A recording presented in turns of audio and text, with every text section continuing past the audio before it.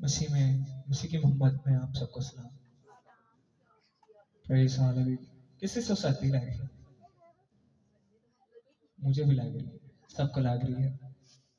लेकिन I just want to let you know कि मैं आप सबको बताना चाहता हूँ ये दिन हम लोग मिस करेंगे जून जुलाई में। सो एंजॉय दिस सीजन, सर्दियों के सीजन को एंजॉय करें। आए कलाम मुकद्दस में से निकालेंगे यूहन्ना की इंजील, उसका 11वां बाब और 25वीं आयत। नए ऐतनामा से यूहन्ना की इंजील 11वां बाब और 25वीं आयत।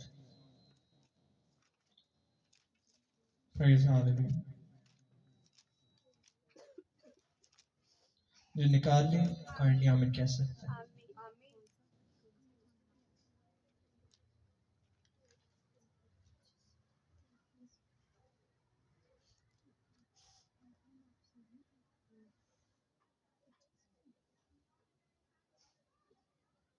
मैं चाहूंगा कि 11वां बाब और 20 आयत से पढ़ना स्टार्ट करेंगे।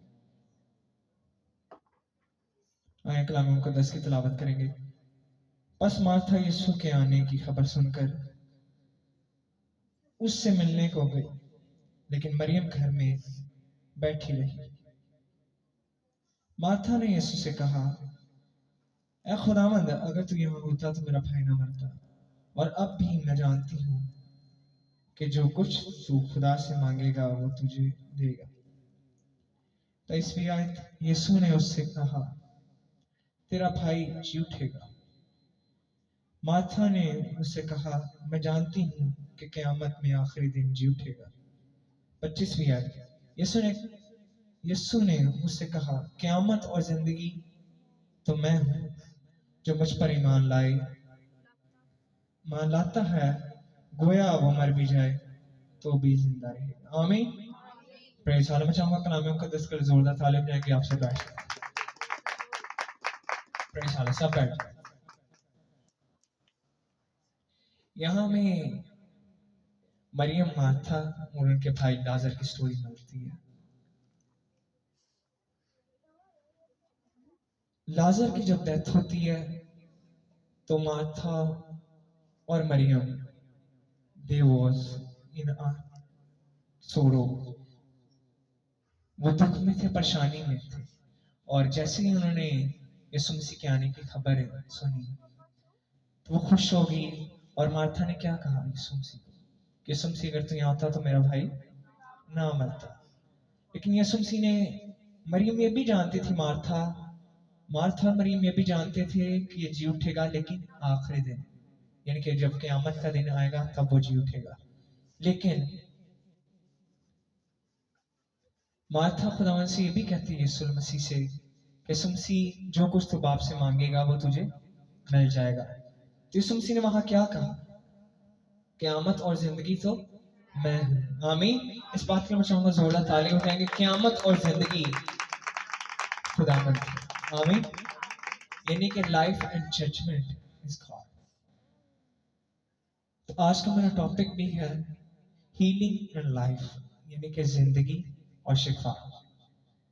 सबसे पहले हमें लाजर की स्टोरी से मिलता है कि तब उस दौर में 3 दिन के बाद, 3 दिन तक ये सुपरस्टिशियस था कि उस दौर में 3 दिन तक कोई भी मुर्दा जी उठ सकता था। यानी कि 3 दिन के बाद जो है ना वो जी नहीं उठ सकता था। ये लोगों का कंसेप्ट था वहां। लेकिन चौथे दिन यीशु मसीह ने क्या किया, लाजर को जिंदा कर दिया। आमीन। जोर से तालियां बजाएंगे। लोग सोचते थे कि 3 दिन तक जो मुर्दे की कब्र है वो यहाँ, कह रहा हूँ स्पिरिट यहाँ ही फिरती रहती है, लेकिन यीशु मसीह ने उसको चौथे दिन जिंदा कर दिया। आमीन। Praise hallelujah.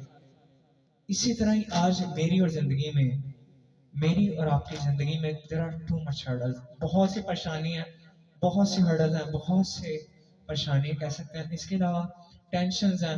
We have to go there where हम लोग के डिसीजंस होते हैं जो हम लोग काफी फ्रस्ट्रेटेड भी होते हैं।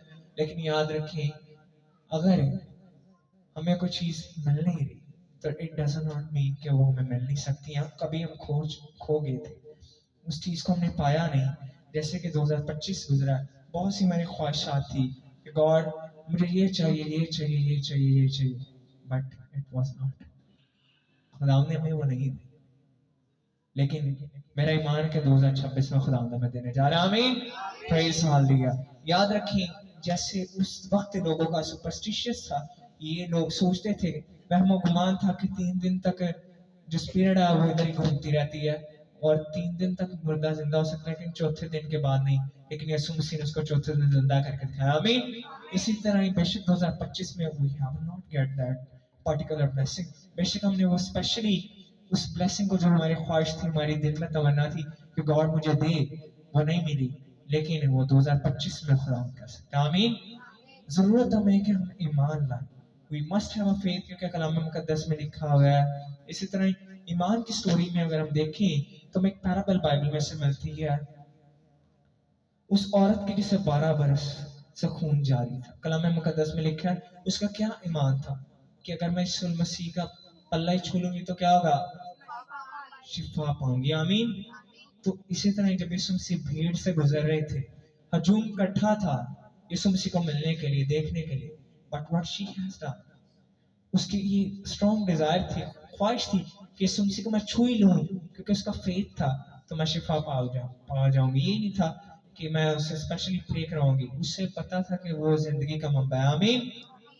उसने भीड़ में से यीशु मसीह को के पल्ला को छुआ और शी गॉट हील्ड।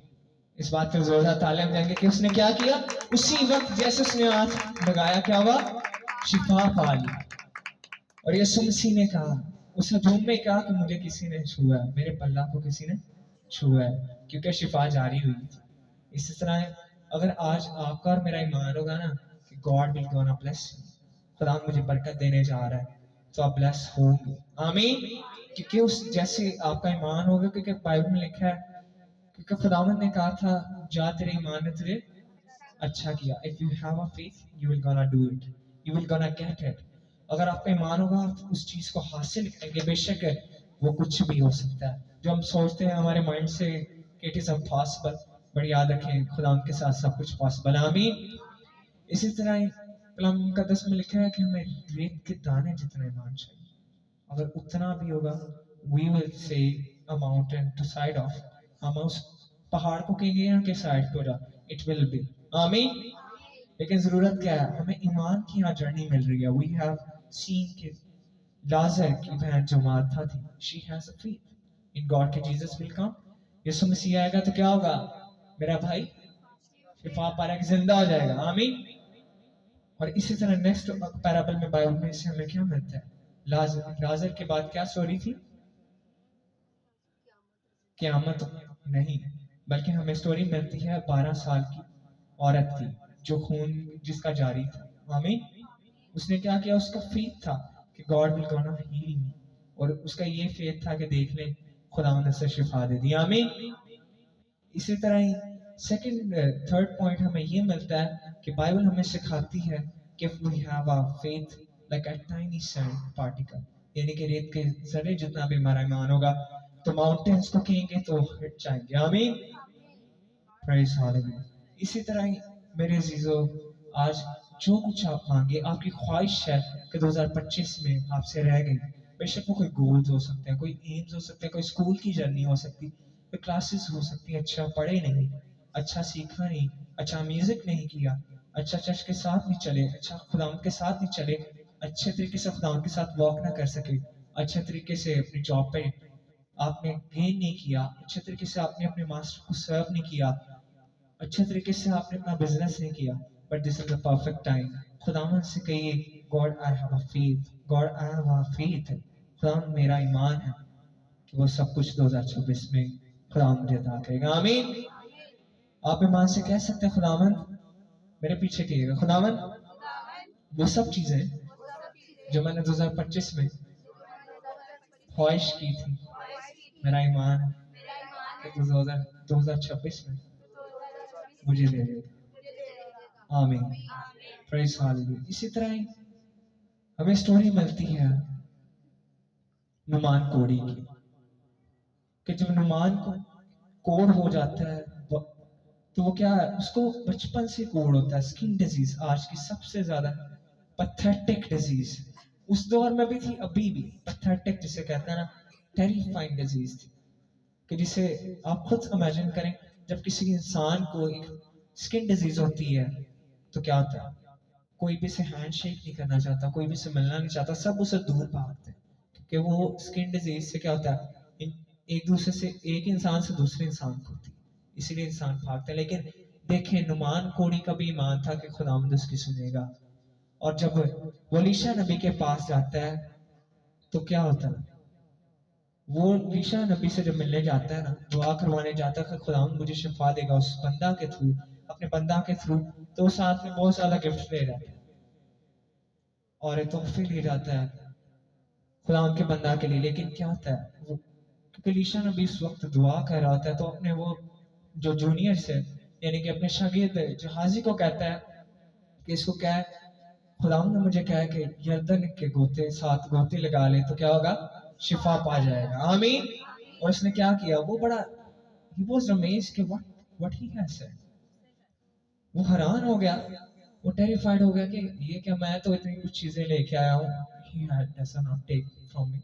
उसने भी सोचा कि मुझे तो लगा मुझे स्पेशल प्रे करवानी पड़ेगी, but what God has done with this, खुदा ने उसके साथ क्या किया, उसने अपने बंदा के वसीला से उसे बताया कि जा यर्दन के साथ गोते लगा दे तो क्या होगा, तू शिफा पा जाएगा, आमीन। और उसने जैसे ही यर्दन के साथ गोते लगाया, वो क्या हुआ, बच्चे की माने दे उसकी स्किन होगी। बच्चों को साथ में जोरदार तालियां बजाएंगे कि कोड़ को खुदावन ने शिफा दी, 12 साल की औरत को जिसका खून जल था उसे शिफा दी, और इसी तरह मरियम और मार्था के भाई लाजर को खुदा ने चौथे दिन जिंदा किया, आमीन। मैं चाहूंगा इस बात का जोरदार ताली जाएगा, faith moves mountain, faith restore lives, ईमान जो है वो बड़े बड़े काम करता है, आमीन। और आज हम स्पेशली ईमान से इस कलाम को अपनी जिंदगी में रिसीव करेंगे, आमीन। इस कलाम के वसीला से खुदा आपको बरकत दे।